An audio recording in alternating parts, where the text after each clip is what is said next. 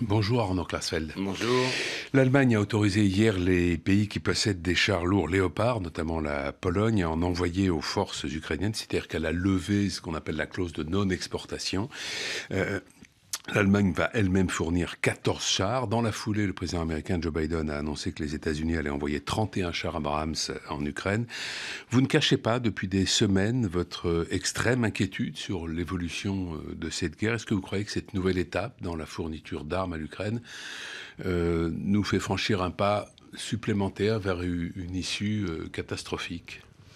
On ne peut pas savoir, vous savez, l'histoire, elle est imprévisible. On ne peut pas savoir ce qui va se passer. Et on saura, ceux qui ont raison ou ceux qui ont eu tort, quand les choses seront finies. Si les États-Unis Biden parvient à remplacer Poutine par une sorte de prince Mishkin qui serait passé par Yale et Harvard et qui rendrait la Russie un État démocratique, respectueux des droits des homosexuels et où il n'y a plus de kleptocratie et qui se font dans le concert international, alors il a eu tort. Il aura eu raison. Oui. Si, Est-ce que vous croyez que c'est aujourd'hui le dessein de Joe Biden, ça, remplacer... je crois que...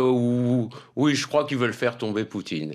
Si ça déclenche une troisième guerre mondiale dévastatrice pour le continent européen, il aura eu tort. S'il y a une guerre nucléaire, il aura eu tort. S'il y a une désagrégation de la Russie et des républiques de la Russie et que ça déclenche des guerres civiles un peu partout qui déciment les populations, il aura eu tort. On ne peut pas savoir. Ouais. En tous les cas, ce qu'on peut savoir, c'est qu'en général, il vaut mieux rechercher un compromis. Ouais. Et là, un compromis était possible avant le déclenchement. Maintenant, ça devient beaucoup plus difficile parce que ça devient très personnel entre Biden et Poutine. Mais avant, la Crimée, elle est russe.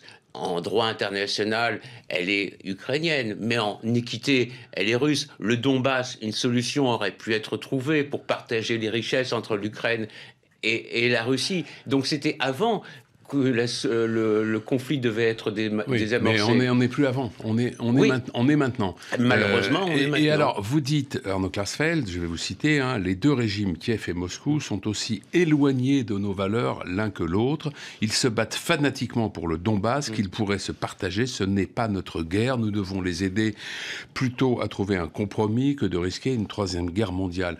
L'Ukraine, qui aspire à entrer dans l'Union européenne, ne vous paraît pas aujourd'hui plus proche de nous que la Russie qui, dans cette affaire, est à l'origine de l'agression?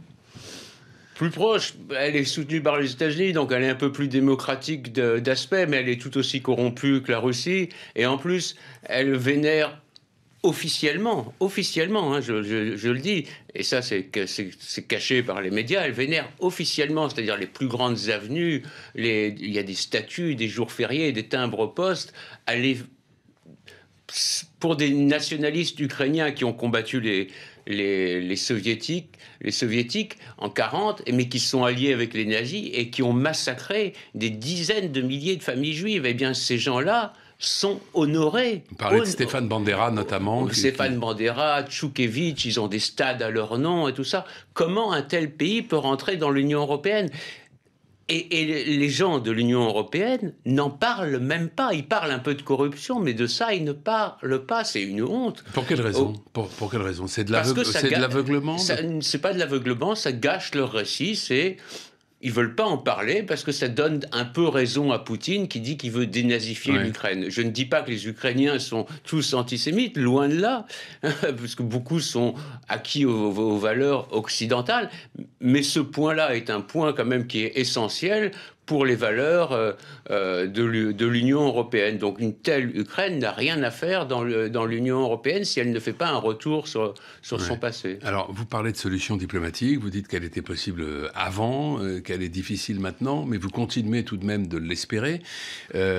Au fond, tout le monde la préférerait sans doute, la solution diplomatique, mais qui peut l'avoir ? J'ai proposé au président de la République, Emmanuel Macron, il y a une semaine, que l'Allemagne et la France prennent une initiative. Cette guerre, elle se passe sur le continent européen. Si elle déborde, c'est le continent européen qui sera dévasté. C'est pas les États-Unis qui seront dévastés, c'est le continent européen qui sera dévasté. Donc c'est à l'Allemagne et à la France quand même qui se sont tellement battus et qui se sont réconciliés, de prendre une initiative pour trouver une issue au conflit. Mais nulle part, j'entends ni de l'Union européenne, ni des leaders européens. Ce que j'entends, c'est jusqu'à la victoire. Mais quelle victoire ? L'Ukraine ne peut pas gagner sur les Russes. Les Russes sont 3 fois plus nombreux. Ils sont tout aussi fanatiques. Pendant la deuxième... Je vois peut-être le conflit au prisme de la Seconde Guerre mondiale. Mais pendant la Seconde Guerre mondiale, les Allemands disaient on leur détruit 10 divisions, il y a 20 divisions qui réapparaissent. Ils sont prêts à mourir, les Russes. Donc, les Ukrainiens peuvent peut-être contenir les Russes, mais ils ne peuvent en aucun cas gagner. Et c'est pour ça que l'Ukraine essaye d'entraîner l'OTAN dans sa guerre. C'est la seule manière dont l'Ukraine pourrait gagner sur la Russie, c'est d'entraîner l'OTAN dans la guerre. Mais si l'OTAN rentre en guerre, il y a des risques de conflagration nucléaire. Quand vous dites qu'ils sont prêts à mourir, les Russes, est-ce que vous êtes sûr qu'il y a aujourd'hui au sein du peuple russe une véritable adhésion à cette guerre, qu'ils sont véritablement derrière le projet de Vladimir Poutine ? Oui, il y en a certains qui veulent pas se battre, mais oui, ils sont tous derrière, ils sont pratiquement tous derrière Poutine. Ils considèrent que le Donbass, c'est chez eux. Et c'est vrai que c'est moitié. Il y a une population russophone là-bas et qui est aussi russophile.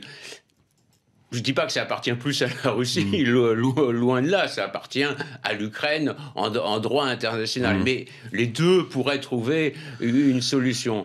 Alors on me dit, oui, mais c'est comme pour Danzig, est-ce que vous êtes prêt à mourir pour Danzig et tout ça ? Mais pour Danzig, mais Danzig, on avait un accord avec la Pologne à l'époque, en 1939. On n'a pas d'accord avec l'Ukraine, et Poutine n'est pas Hitler, il ne cherche pas à exterminer les Ukrainiens, il n'y a pas de génocide. J'entends partout le mot génocide, pas partout, mais j'entends souvent le mot génocide. Il y a des crimes de guerre, mais entre crimes de guerre et génocide, il faut faire une différence. Vous êtes très critique, Arnaud Klasfeld, sur l'Union européenne. Vous dites sur Twitter, « Peuples européens, entendez-vous de la part de vos dirigeants des propositions de paix, de compromis pour tenter de sortir l'Europe de la plus grave crise depuis la Deuxième Guerre mondiale ? Je n'entends rien. Sinon de promettre à l'Ukraine une victoire impossible, nous fonçons vers la guerre. » Comment les peuples européens, aujourd'hui, pourraient-ils être consultés sur ce sujet ? Il faudrait des référendums ? L'Union européenne, l'Europe s'est bâtie sur la paix. Ouais. Et aujourd'hui, l'Union européenne est la plus va-t-en-guerre. Normalement, elle devrait se mobiliser pour essayer de trouver des solutions. Et elle ne le fait pas. Et vous dites qu'elle s'est bâtie sur la paix et contre le nazisme aussi.